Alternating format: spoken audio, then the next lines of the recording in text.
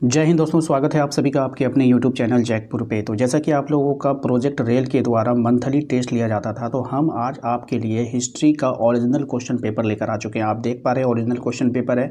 Exam आपका काफ़ी नज़दीक है, तो हर एक बारीकी से हर एक चीज़ को हम लोग करते जाएंगे। जैसे हम लोगों ने मॉडल क्वेश्चन पेपर को देख लिया, प्रीवियस ईयर क्वेश्चन पेपर को देख लिया, अब हम लोग जो है मंथली क्वेश्चन पेपर को देखेंगे, यानी कि कहीं से भी हम लोग क्वेश्चन को बचने नहीं देंगे। ठीक है, तो यहाँ पर देख पा रहे हैं कि ओरिजिनल क्वेश्चन पेपर है, बस हम लोग इसको बारी बारी से करेंगे। ऑब्जेक्टिव भी देखेंगे, सब्जेक्टिव भी देखेंगे और एक एक पॉइंट को देखेंगे। तो वीडियो काफ़ी इंपॉर्टेंट है, ज़्यादा नहीं, इस वीडियोस के लिए हमने 100 लाइक का टारगेट रखा है। तो उम्मीद करते हैं कि अब तक आप लोगों ने लाइक कर दिया होगा एंड शेयर भी कर दिया होगा अपने दोस्तों को, एंड सब्सक्राइब नहीं किए हैं तो सब्सक्राइब भी कर लीजिएगा। साथ में बेल आइकन को प्रेस कर लीजिएगा ताकि आने वाली हर एक वीडियो का नोटिफिकेशन आपके मोबाइल पे मिलता रहे। तो चलिए शुरू करते हैं, देखते हैं क्या है हमारा पहला सवाल। सबसे पहले सवाल में बोला गया कि भारतीय पुरातत्व विभाग के जनक कौन है। तो देखिए, भारतीय पुरातत्व विभाग के जो जनक हैं ना, वो हैं आपके कनिंघम। कौन है? कनिंघम है। ऑप्शन नंबर ए इसका राइट आंसर हो जाएगा। देखिए, कनिंघम ने जो है 1861 में, ये बात ध्यान रखिएगा, कनिंघम ने 1861 में पुरातत्व सर्वेक्षण विभाग की स्थापना किया था। इसको क्या बोलते हैं अंग्रेजी में? ASI बोलते हैं। अगर आपको याद करने में दिक्कत हो रही है तो आप डायरेक्टली ये याद कर सकते हैं कि भारतीय पुरातत्व विभाग के जो जनक है वो जो है कौन है? कनिंघम है। और ASI का जो इन्होंने स्थापना किया था, कब किया था? अगर जनक है तो उसको तो बनाया होगा, तो ये बनाया था आपके 1861 में। ठीक है, आइए दूसरे सवाल पे आते हैं। हमारा दूसरा सवाल है कि लोथल कहाँ पर स्थित है। अब ये जो लोथल है ना, ये गुजरात में स्थित है। कहाँ पर स्थित है? गुजरात में। और ये गुजरात में है और ये हड़प्पा सभ्यता का सबसे प्रसिद्ध बंदरगाह था। कहाँ था? सबसे प्रसिद्ध बंदरगाह नगर था ये। कौन था? ये लोथल। ठीक है, लोथल यही था। अब आइए तीसरे सवाल पे आते हैं। तीसरा सवाल में बोला गया कि हड़प्पा सभ्यता में बंदरगाह के प्रमाण कहाँ पर मिले हैं।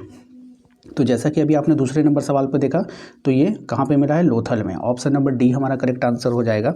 देखिए, लोथल में डॉक यार्ड मिला था, जो उस समय उन्नत समुद्री तकनीकों को दर्शाता था। ये बंदरगाह को डॉक यार्ड बोलते हैं। ठीक है, तो कहीं कहीं पर बंदरगाह इस्तेमाल करता है, कहीं कहीं पर डॉक यार्ड इस्तेमाल करता है, तो बिल्कुल आप लोग कन्फ्यूज़ मत होना। ठीक है, आइए क्वेश्चन नंबर 4 पे आते, कह रहे हैं कि सिंधु घाटी सभ्यता का जो आकार था वो कैसा था। तो सिंधु घाटी सभ्यता का जो आकार आपको बतानी है वो कैसा था, तो वो आयताकार था। ठीक है, कैसा था?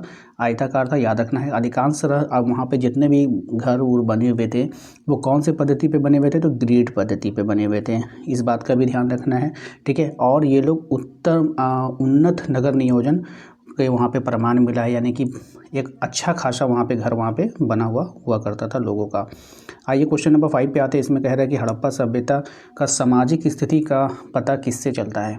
तो हड़प्पा सभ्यता की जो सामाजिक स्थिति है ना, इसका पता चलता है नगर नियोजन से। मैंने बताया था ना, बिल्कुल नगर पे उन लोग जो है मॉडल पे बनाया हुआ था। नगर नियोजन से सामाजिक पद्धति का जो है उन लोगों का पता चल जाता है कि नगर नियोजन से। ठीक है, अब चलिए आगे आते हैं नेक्स्ट सवाल पे। क्वेश्चन नंबर 6 पे कहा गया कि हड़प्पा सभ्यता की जो लिपि थी वो डैश से लिखी जाती थी। तो देखिए, ये जो लिपि जो थी ना, ये लिपि लिखी जाती थी दाएं से बाएं। कहाँ से लिखी थी? दाएं से बाएं लिखी जाती थी। और आपको याद रखना है कि ये लिपि आज तक जो है ये लिपि जो है पढ़ी नहीं जा सकी है, अपठित है। याद रखना है इसको, ये लिपि जो है वो अपठित लिपि है। ठीक है, अब चलिए इसके जो है सब्जेक्टिव क्वेश्चन आंसर की हम बात करते हैं। तो सब्जेक्टिव में यहाँ पर देखेंगे हम लोग कि यहाँ पे 2 सवाल पूछा गया है लघु उत्तरीय में कि हड़प्पा सभ्यता को सिंधु घाटी की सभ्यता क्यों कहा जाता है। दूसरा सवाल पूछा गया था कार्बन डेटिंग के अनुसार हड़प्पा सभ्यता का कालखंड क्या है। इसके बाद जो सवाल हमसे पूछा गया है यहाँ पे देखिए, सिंधु घाटी सभ्यता का सबसे बड़ा नगर कौन है, जुते हुए खेत का साक्ष्य कहाँ मिलता है। सबका आंसर देखेंगे, ऐसा नहीं कि सिर्फ क्वेश्चन पढ़ रहे, अभी आंसर भी देखेंगे हम। ठीक है, हड़प्पा वासियों को पश्चिम एशिया के साथ व्यापारिक संबंधों का वर्णन करना है, और पुरातत्व हड़प्पा समाज में सामाजिक आर्थिक विभिन्नताओं का पता किस प्रकार लगाते थे। तो ये सब सारे इंपॉर्टेंट सवाल है, सभी का आंसर हम आज के इस वीडियो में आपको देने वाले हैं। तो चलिए स्टार्ट करते हैं। चलिए सबसे पहले हम लोग सेक्शन बी का आंसर देंगे, जो लघु उत्तरीय प्रश्न था, 2 नंबर के लिए पूछा गया था आपसे। तो हड़प्पा सभ्यता को सिंधु घाटी की सभ्यता क्यों कहा जाता है। बहुत ही छोटा सा आंसर, इसको ध्यान में रखिएगा, क्योंकि हड़प्पा सभ्यता के अधिकांश प्रमुख नगर हड़प्पा, मोहनजोदड़ो, कालीबंगा, लोथल सिंधु नदी व उसकी सहायक नदियों के किनारे बसे हुए थे। इसी कारण से इसे सिंधु घाटी की सभ्यता कहा गया है। यहाँ पे आपको बात को समझनी होगी कि क्योंकि हड़प्पा सभ्यता के अधिकांश प्रमुख नगर में कौन कौन? हड़प्पा, मोहनजोदड़ो, कालीबंगा, लोथल, ये प्रमुख नगर थे। ये सिंधु नदी व उसकी सहायक नदियों के किनारे बसे हुए थे। ये बसे हुए थे, पूरा हड़प्पा नहीं बसा हुआ था, ठीक है। इसी कारण से इसे सिंधु घाटी की सभ्यता भी कहा जाता है। दूसरा सवाल हमसे पूछा गया था कि कार्बन डेटिंग के अनुसार हड़प्पा सभ्यता का कालखंड क्या है। तो आइए इसके आंसर को देख लेते हैं कि कार्बन डेटिंग के अनुसार हड़प्पा सभ्यता का जो काल है वो 2600 ईसा से पूर्व से 1900 ईसा पूर्व माना जाता है, ठीक है। इसको ध्यान में रखिएगा, मोस्ट इंपॉर्टेंट है। तीसरा सवाल आपसे पूछा गया था कि सिंधु घाटी सभ्यता का सबसे बड़ा नगर कौन सा है। तो देखिए, सिंधु घाटी सभ्यता का जो सबसे बड़ा नगर है वो है मोहनजोदड़ो था। इसकी नगर नियोजना और विशाल इमारतें इसकी विशालता का प्रमाण है, ठीक है। चौथा सवाल आपसे पूछा गया था कि जुते हुए खेत, ठीक है, ठीक है। यहाँ पे देखिए जुते हो गए, यहाँ पे स्पेलिंग मिस्टेक है कि जुते हुए खेत का साक्ष्य कहाँ से मिला है। तो देखिए, जुते हुए खेत का जो साक्ष्य मिला है वो चनहुदड़ो से मिला है, यहाँ पे सही कर लीजिएगा, चनहुदड़ो से मिला है और मोहनजोदड़ो से भी मिला है, ठीक है। इसको ध्यान में रखना है। आइए फिर सेक्शन सी में आते हैं। दीर्घ उत्तरीय प्रश्न है, जो है यहाँ पे 3 नंबर के लिए पूछा गया है। चलिए, इसी के साथ ही हमारा जो अगला सवाल है वो है हड़प्पा वासियों की पश्चिम एशिया के साथ व्यापारिक संबंधों का यहाँ पे वर्णन करना है। तो चलिए आंसर को देख लेते हैं कि हड़प्पा सभ्यता के पश्चिमी एशिया यानी कि मेसोपोटामिया के साथ गहरे व्यापारिक संबंध थे। पुरातत्व खुदाई में मेसोपोटामिया की मोहरें, वस्तुएं और अभिलेख मिले हैं जिनमें मेलुहा नाम आया है, जो हड़प्पा सभ्यता से जुड़ा हुआ था। इस बात का ध्यान रखिएगा।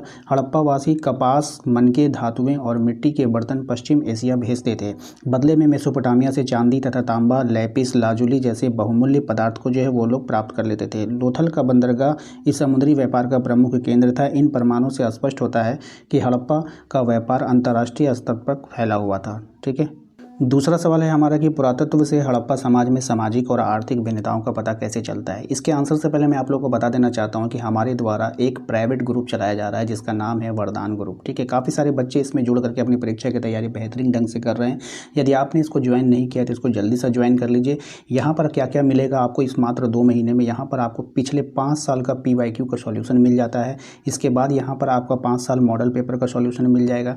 इसके बाद आप लोगों का ये सब जो मंथली टेस्ट होता है इसका टोटल PDF आपको वहाँ पे मिलेगा, विद सॉल्यूशन मिलेगा। ऐसा नहीं है कि सिर्फ क्वेश्चन मिलेगा, पूरा का पूरा आपको सॉल्यूशन वहाँ पे मिल जाएगा।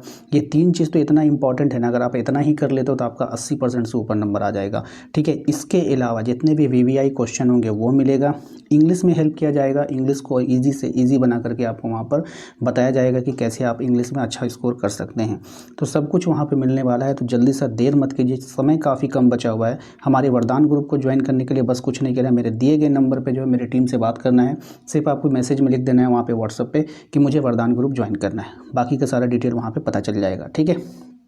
आइए आंसर में लिखना है इसका कि हड़प्पा समाज की सामाजिक व आर्थिक स्थिति का पता निम्न आधारों पर चलता है।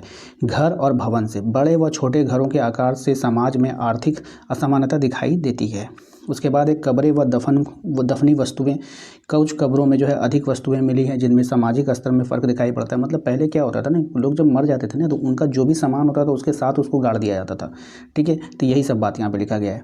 उद्योग व कलाएँ, मनके, मोहरे, धातु उद्योग से पता चलता है कि हड़प्पा में कई तरह के आर्थिक वर्ग थे, शिल्पकार, व्यापारी, किसान इत्यादि ये सब भी थे। नगर नियोजन से क्या पता चलता है कि उन्नत नगर नियोजन से स्पष्ट है कि प्रशासनिक वर्ग शक्तिशाली व संगठित था। इन सभी प्रमाणों से पता चलता है कि हड़प्पा समाज सुव्यवस्थित था, परंतु उसमें सामाजिक आर्थिक भिन्नताएं भी थी। तो आशा करते हैं कि आप लोगों को आज का ये वीडियो पसंद आया होगा। वीडियो अच्छा लगा तो वीडियो को लाइक कर दीजिएगा, चैनल पे पहली बार आएँ सब्सक्राइब कर लीजिए, बेल आइकन को प्रेस कर लीजिए ताकि आने वाली हर एक वीडियो का नोटिफिकेशन आपके मोबाइल पे मिलता रहे। इसके अलावा आप हमारे चैनल को सब्सक्राइब कर सकते हैं। यदि आप शॉर्ट्स मतलब कि 1 शॉट वीडियो को प्रैक्टिस करना चाहते हैं तो मैंने अपने सेकंड चैनल पर 1 शॉट वीडियो अपलोड कर दिया है, उसका लिंक आपको वीडियो के डिस्क्रिप्शन में मिल जाएगा। उस चैनल पर भी जाकर के आप अपने प्रैक्टिस लगा सकते हैं, तो ज़रूर जाइएगा। लिंक मैंने डिस्क्रिप्शन में डाल रखा है अपने सेकंड चैनल का। मिलते हैं नेक्स्ट अगले वीडियो में। Thank you.